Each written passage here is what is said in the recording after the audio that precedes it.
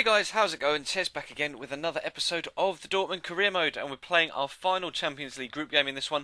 And obviously, we beat PSG in the previous Champions League game, so we are actually sat top of the group on goal difference ahead of Benfica. So it would be nice to pick up a result here and finish top, as opposed to finishing second, if only to try and help secure a better draw for ourselves in the round of 16 in the next round of the Champions League. But the first half was completely dead, so you can see 0-0 on the stats, and also PSG are beating Anderlecht, but that result is kind of null and void considering PSG cannot catch us up. As you can see, only 2 shots on target, 1 apiece. So not the most interesting of first halves, but the second half kind of livened things up a little bit. You can see S-Vine pushing down this left-hand side, cutting inside, having a decent shot, and it was hard to tell whether that was going to go in or not at the time. It kind of looks as if it was going towards the top corner, but just kind of bent away as the shot carried on, and then Arnautovic was called up for an earlier challenge and booked. But Sven Bender's going to find Sheba this time, who on his left foot is going to hit the outside of the post. Really unfortunate there not to be able to squeeze that one inside the near post. But Sahin's going to play in Nangolan here, gets a good turn against the defender, plays the ball to Sheba, is going to get it back from Sheba, and another good turn on Sydney. This time gives him a little bit of space, enough to pop the ball into the back of the net to pick up his 8th goal of the season in all competitions and put us 1-0 up. But it wasn't long before Benfica were able to create some chances of their own. We came very, very close to conceding there. Great save from Wiedenfeller is enough to keep them out.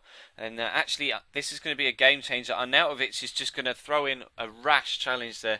I kind of didn't read the turn that was going to come from the Benfica lad, and I just dived in trying to block the ball as he was going to run out towards the wing, but he turned around, and I just kind of completely took his legs out. So a warranted second yellow card there for Mark Arnautovic, and a red card, and then in the 90th minute in stoppage time, Cardozo gets the ball lobbed over to him. That is a really tidy first time left foot finish into the bottom corner.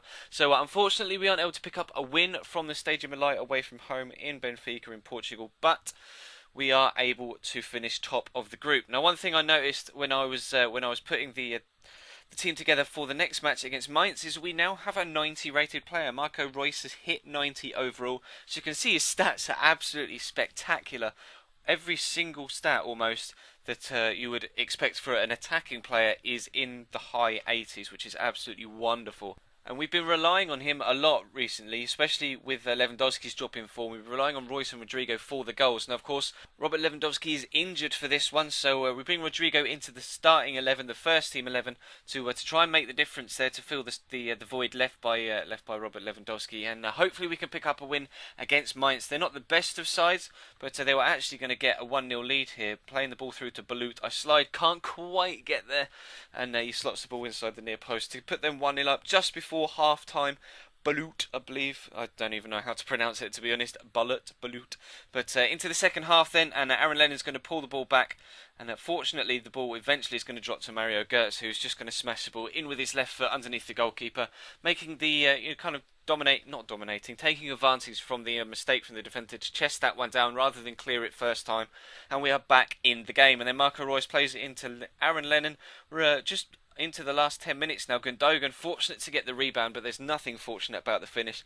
It's a lovely powered finish. Just, you had to make sure in that situation, and he did. He put it high right into the corner. Keeper was never going to get there, and we push in front. And then just before we head into second half stoppage time, Marco Reus is going to hit the outside of the post again. A similar kind of outcome to the Sheba shot against Benfica, but Reus was eventually going to get his goal. Rodrigo's going to play a lovely lob through ball here. Keeper doesn't really make any move with conviction towards the ball. It just kind of slowly comes out, gives Royce enough time and me enough time to decide what I'm going to do with it, and it just lifted it over the top of him into the back of the net to give us 3 points and the 3-1 win. So that's very, very good. We need to keep the pressure up on Schalke and Bayern Munich at the top of the table, because we don't want them to pull away from us. But we come into the game of the third one of the episode away at Hamburg, and we only recently played them, but we are of course over halfway now in the Bundesliga season, and it's kind of similar to last season. Once you've played all 17 teams, when you head into the next the next set of fixtures, you always end up playing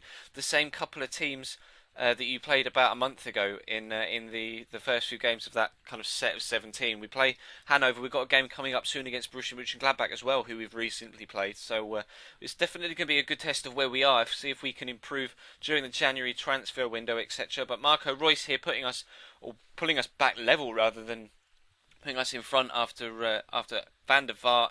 Rafael van der Vaart put them 1-0 up with a nice right-footed shot. But Royce is going to play in Goetze. He's going to get the turn. You see Hanover really putting a lot of pressure on the ball.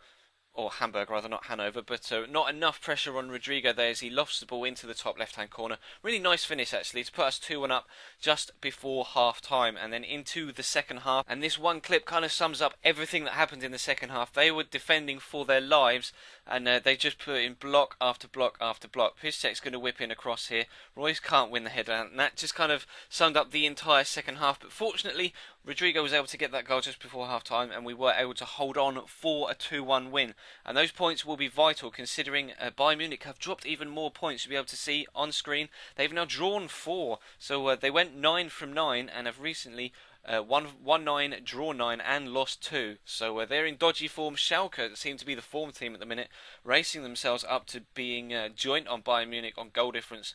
And also, we're now sat just 2 points behind the two of them. But we're going to have a quick look at the Champions League. Obviously, we progressed, and as you can see in the bottom right-hand corner, our round of 16 game, or round of 16 games, the 2 legs, will be against Chelsea. So that is going to be a massive, massive tie for the series, and for me, obviously, being a Chelsea fan. So do be sure to leave the video a like if you did enjoy, guys. That'd be absolutely fantastic. Of course, if you did miss the previous episode, then there will be a link on screen in the top left-hand corner, so you can go back and check that out if you did. And then if you aren't subscribed to the channel, feel free to do so. There will be links in the description and on screen on the annotation of the channel emblem and subscribe button. And of course, if you don't follow me on Twitter already, do so over there. I recently hit 200 followers on my new YouTube Twitter account, Chesnoy Gaming. So thank you very much for watching, guys, and I will see you next time.